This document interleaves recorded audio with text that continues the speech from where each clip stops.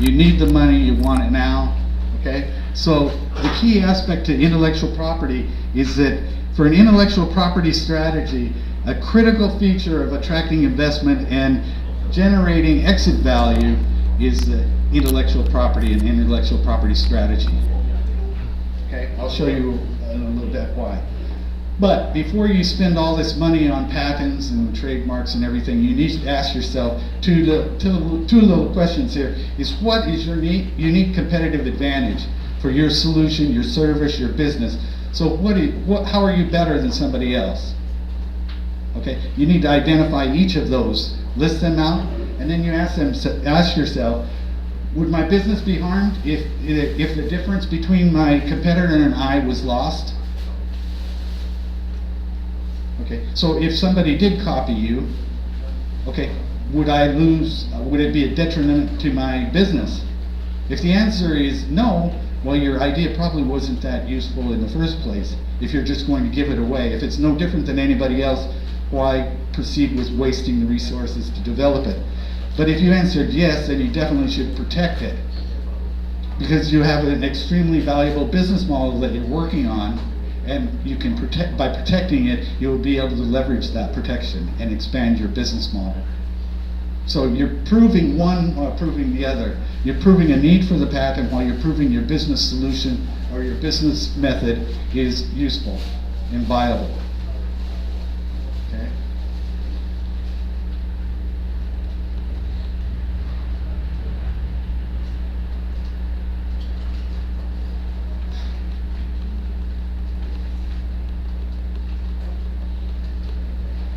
Sorry about that. Okay, so here, when your investors start approaching you, or you're starting to try to get investors to look at you, there are several concerns that they have as regards to intellectual property. Okay, the number one thing is it is often the value of the intellectual property that you have that the investor is financing in. Of course, in a small part, it can be the personnel, it can be somewhat the product you've already developed. But in most part, the intangible resource of intellectual property is what he's investing in, because he knows he's going to be able to use that. Whether you succeed or fail, he will be able to use that intellectual property. He can hold that in his hand and he's going to be able to use it. He doesn't know if you're going to get sick tomorrow, you're going to quit, you're tired or something, the product has bugs and it's going to fail, nobody likes it. He still has the use of that intellectual property. So he's investing in that. The same with the business partner you rely on, and if somebody's going to buy you out, if you're going to flip and get out, the buyout for the exit is the most important thing. So it's something you should consider. The other thing the investor is concerned about is, do you own this intellectual property? So when they start to look at what kind of program you have or what kind of app you have or anything like that, they're going to ask each step, do you own this IP? Okay, for example, you have an online payment method inside your online shopping. Maybe you're using a general module, maybe you're using somebody else's module, but they will definitely want to know that that intellectual property is yours and only yours. He doesn't want to get sued later. The third part, if he's already likes that, he likes your business model, he likes your plan, your strategies, he likes your IP, he will start to undertake due diligence. Has anybody undergone due diligence before? Anyone entered that round of investing? Yeah, okay. So you know, it can be very strenuous. Depending on the VC, the angel, the investor, the friends and family investor, any type of investor, each one's requirements are different. You have to persuade them with at higher and higher level. So for like a VC, he will go into each step and want to know what your areas of your business are affected by your intellectual property or lack thereof. So if you start now, before you even have a company, or you have a company now, you should start now planning for due diligence if you want investment. If you're not cared about investment, you're going to go it alone, you're going to fund it yourself, then you don't really have to worry. But you should document all your patents, your patent application, your inventions, your patent strategy, your patentable concepts, what you might patent even if you didn't patent. For example, if you're sitting in a meeting, say you have 3 developers, or you're sitting in a meeting and you're saying, oh, how can we do this? Oh, and you say, oh, well, Instagram does this. Yeah, but we don't want to upload that. We want to compress it first, and then we want to upload and compress it into the four different types at the same time, rather than uploading each 4. So the engineer came up with, oh, that's different. You should immediately make note of that. It's different from Instagram because da. That immediately becomes a proposed concept. Whether or not you file it or not, the investor sees, oh, you're different than Instagram. I don't have to worry about Instagram. Okay, they will feel much safer and much more protected, but they will definitely ask for that. And here's the requirements for due diligence. Okay, the new business is the sole owner of the intellectual property. Okay, there's not some other inventor that left the company before. Maybe there are 2 inventors, 1 left before. He wants to know that everybody in the company, this company owns this intellectual property. Okay? The second part, which is more of a headache for you guys, is the business does not interfere with intellectual property rights of third parties. So you're not using an online payment module from XYZ company that has a patent on it. Okay? They want to make sure that you're not even licensing it. Want to make sure that everything you use, every critical stage in your product has been protected by you and is owned by you. Also, this third one probably won't apply to most of you because you'll get scared off at the beginning. They want to make sure that there's no civil action, there's no suits, there's no infringement proceedings, there's no cease and desist letters from anybody else that you are infringing anybody else's intellectual property. It's kind of okay when you're a startup because you won't get noticed until you start getting investors, and then people start noticing. Your competitors will start noticing, most likely. But if you have any of these cases, you have to let them know. And the fourth person, the final part of due diligence is you have to make sure nobody else is copying you. Especially if you have a patent or you have a patent application, if somebody is infringing your patent and using it, copying it, duplicating it, and you do not tell them to cease and desist, your patent can be invalidated. How do you figure out if there's copy? Yeah. How do we know there are so many? There's like, especially for software, right? There's so many people out there. Backhouse, it's very difficult. If there's some memory swap technique that is being implemented on a mainframe server backhouse, it's very, very difficult. Even IBM can't go in there and find out. But if on their front end they're doing something like, okay, 1 click to shopping cart, it's very easy to see. But still, there are hundreds of thousands of websites and apps. You can't go through them one by one. Well, just like you brought up before, is that another little guy, a little guy. Of course you're going to start at the big guys first. That's where the big money from litigation is going to come from if you want to proceed. Okay? Okay, so that's your headaches, but the sooner you start on this, the better. You start keeping logs and things like that. You should, every meeting you should have a little special section, potential investment or invention ideas. Save yourself a lot of time, especially when the investor takes a look at that and you've already done all this preparation in advance. They're very impressed. They know what you know what you're talking about, or hopefully. Okay, next we'll go on to the practicalities. 2 basic ways you can file. You can file, just like trademark, you have to file in each separate country. But unlike trademarks, you cannot use prior use as a means of invalidating their patent. Okay, so if you want to manufacture in China, develop in Taiwan, sell in the United States, you're going to have to file 3 countries' patents, and you have to file individually in each of those countries. Okay. While the examination and grant may be quicker by filing individually in those countries, the filing expenses all have to be paid up front. So you'd have to pay filing fees for 3 countries when you applied. So the more and more you go 4 countries, 5 countries, 6 countries, 7 countries, suddenly your budget cannot afford that at all. Okay? Okay, so it's something to take into consideration. An alternative is the Patent Community Treaty. That was an agreement between 148 member states all over the world. And by filing the one application as a registrar's office, you automatically place a placeholder in 148 countries around the globe, rather than one country. Now, within 30 months, you have to start deciding which countries you want to go into, what you want to be examined into. So the filing fees start to add up. But if you see any difference, the country only has 1 year. If I file in Taiwan, I have 1 year to file in another country. If I go past that year, I lose the right to file in that country. Okay, so it's only 1 year, and believe me, that goes quick. PCT, however, I have 30 months from filing. Say I file today, I have 30 months before I have to decide which countries I want to file in. Okay, anyway, any light bulbs going off yet?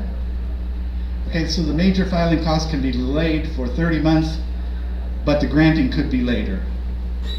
Okay, come on, you guys are all smart guys, come on, smart people. Come on, somebody's got it, okay? As we know, it's our startups, we don't have enough resources, so we can't really spend a lot of time on research. Even though we know, okay, the big guys at Google, Facebook, as you mentioned, some patents are not exactly what they show on the Facebook, Apple website. So most of the startups right now, even like Twitter, when Twitter came up, it probably infringed like hundreds of patents.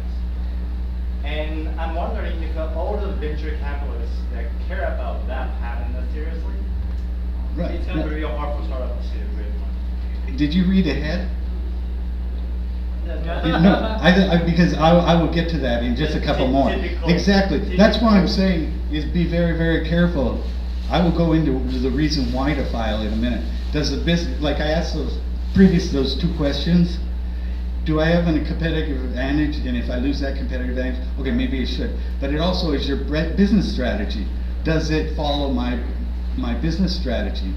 Of course, if you don't have the budget, you should be very, very careful. But I will come into strategies next. I'm just talking about protection right now.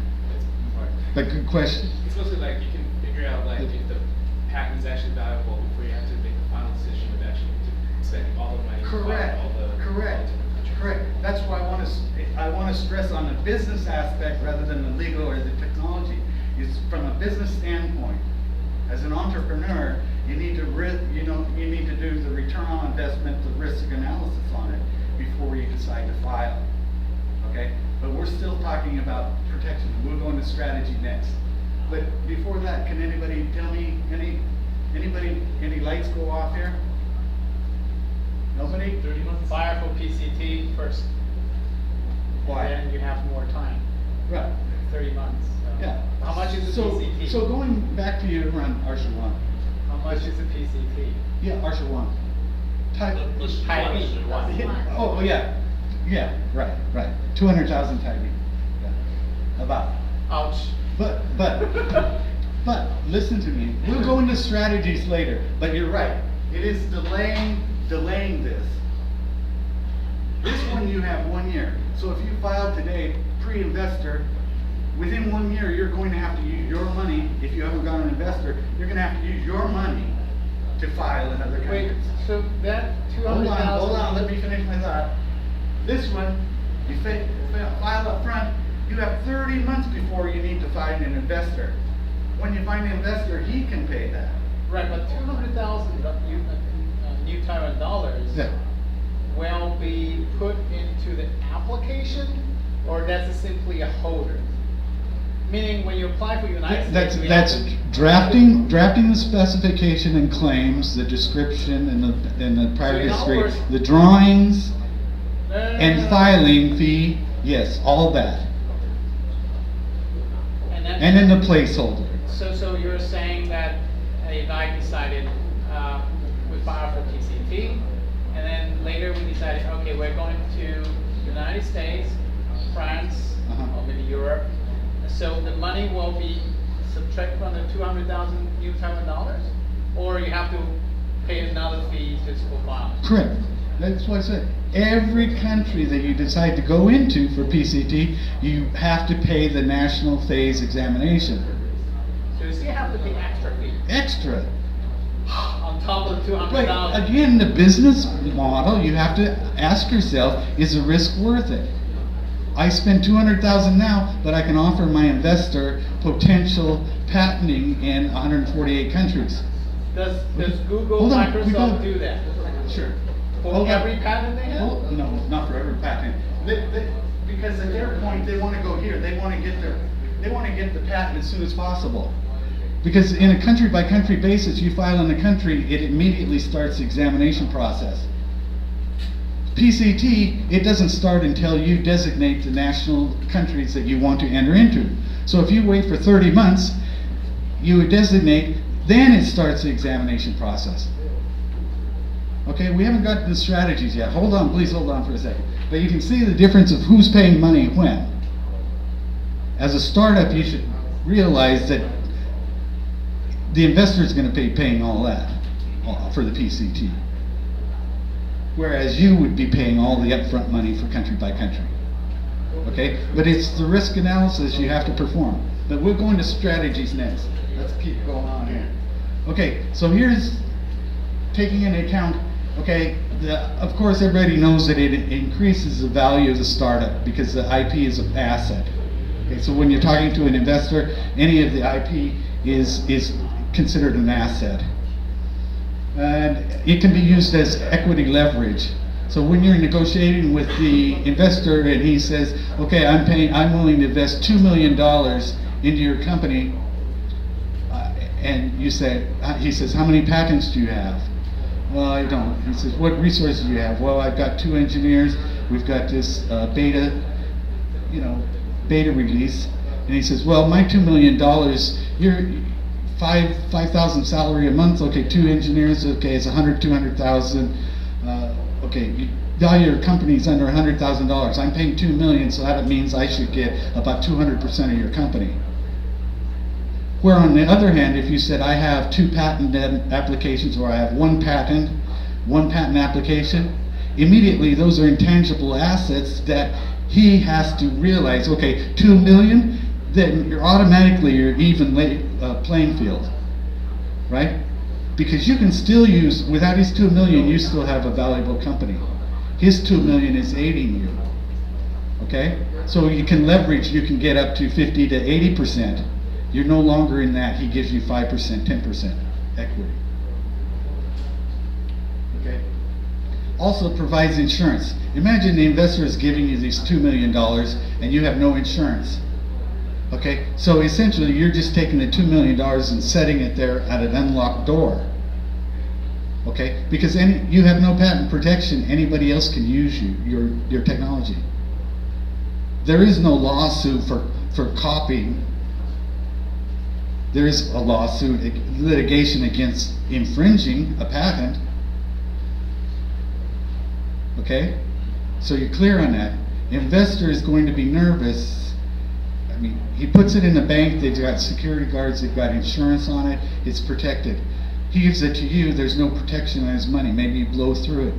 If you blow through it, at least if you have IP, he still can use that IP. The company's gone, but he still has the IP. So it provides an insurance for the investor. He's more likely to invest in your company. Also, it increases flippability because it is an asset. It's easier for somebody else to buy your company. Oftentimes, it's bought just for the intellectual property alone. If you look at a lot of the new acquired companies, maybe they'll pull the CTO over and maybe they'll pull the head designer over, but the other guys are out in the cold and they shut the company down and they pulled the IP, and the head company just uses the IP. They bought it just for IP. So it's very attractive to somebody just to acquire your company for IP.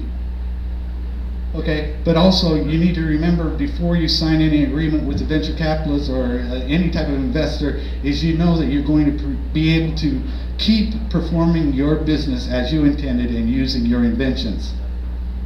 Because it's a common little loophole that they use is the IP becomes the investor's IP and you are licensed to use that, but the license can be determined by the investor.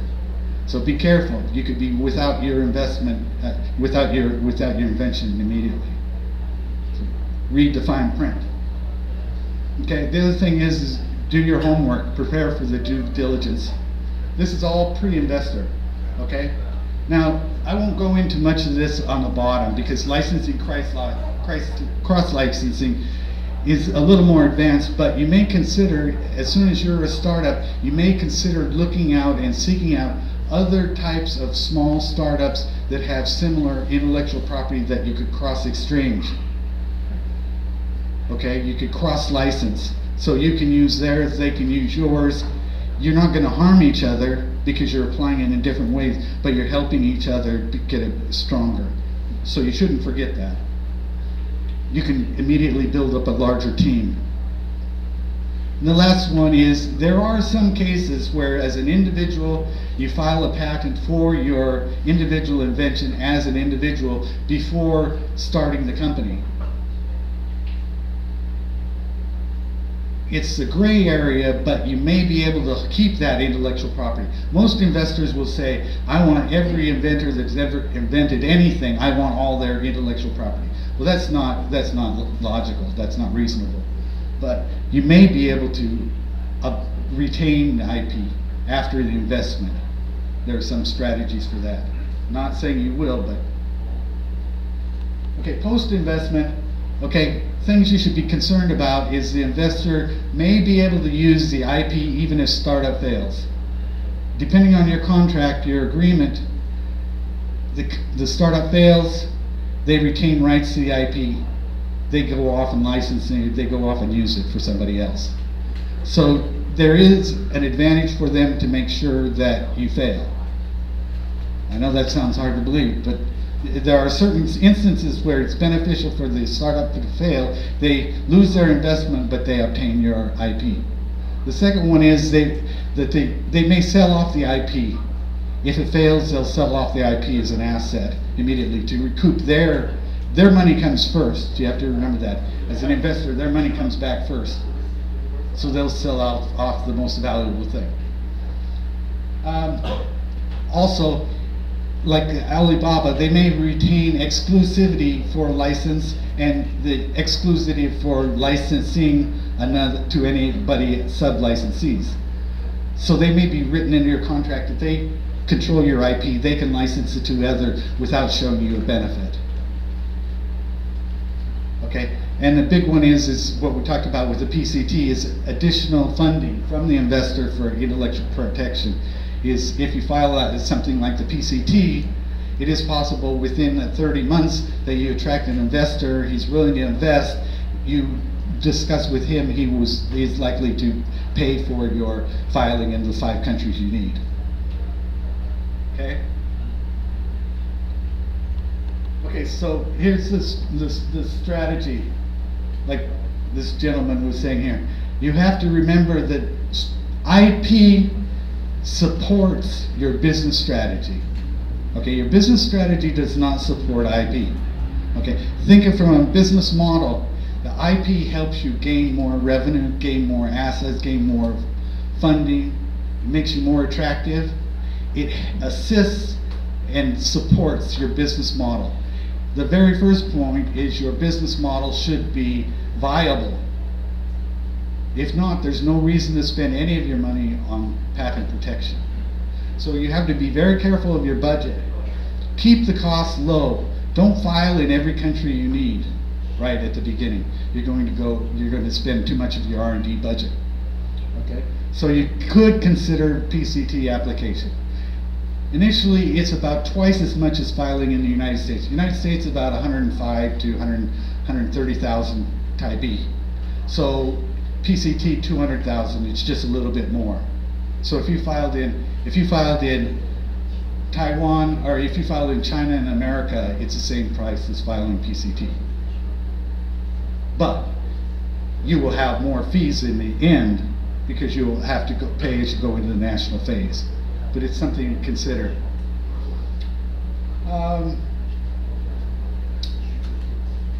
Okay, again, remember to consider the cross-licensing while you're young, while you're new.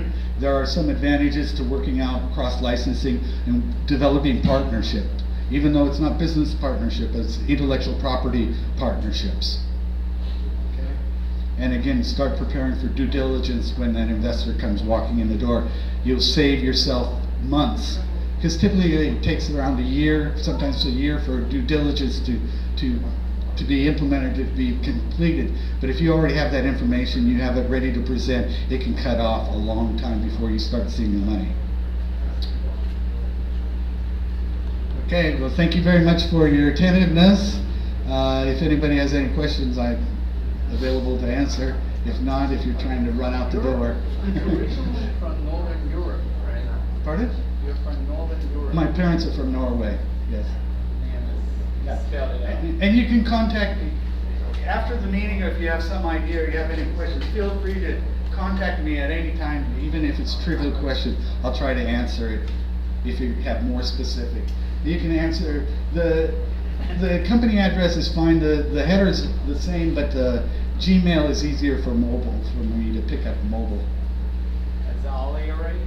Pardon? With an hourly rate? With an hour. Hourly rate? No. Hey, this is altruistic. Okay. You know, just like tonight. You know. All right. You know, I like helping out. You know, helping people. Any advantage I have, so I offer it to you. So let me know. Okay. Well, thank you very much.